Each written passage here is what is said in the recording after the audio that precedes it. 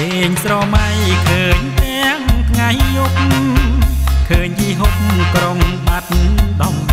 ងអូនវាចាហើយញញឹមផងធ្វើឲ្យបងរន្ធត់ចិត្តក្រៃអូនថាអូនស្នេហ៍តែបងតើពិតឬទេចរណៃបើពិតដូចពីសំដីបងលែងភ័យពីរឿងស្នេហាសូមឲ្យសូបិនខ្លាយជាពិតសូមជីវិតស្នេហ៍បានថ្លៃថ្លា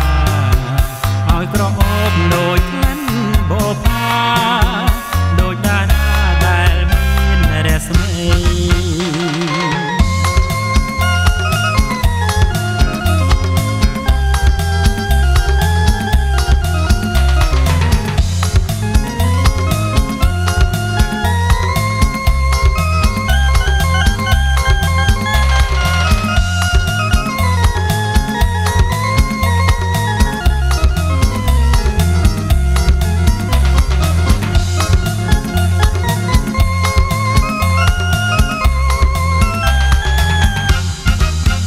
គេងស្រមៃឃើញទាំងថ្ងៃយប់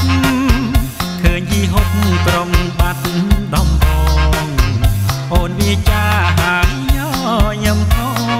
ងធ្វើឲ្យបងរន្ធត់ចិត្តក្រៃអូនថាអូនស្នេហ៍តែបងតើពិតឬទេចរណៃតើពិតដូចពីសំដីបងលែងភ័យពីរឿងស្នេហាសូមឲ្យសូបិនខ្លាយជាពិតសូមជីវិតស្នេហ៍បានថ្លៃថ្លាឲ្យក្រអូបដូចក្លិនបបផា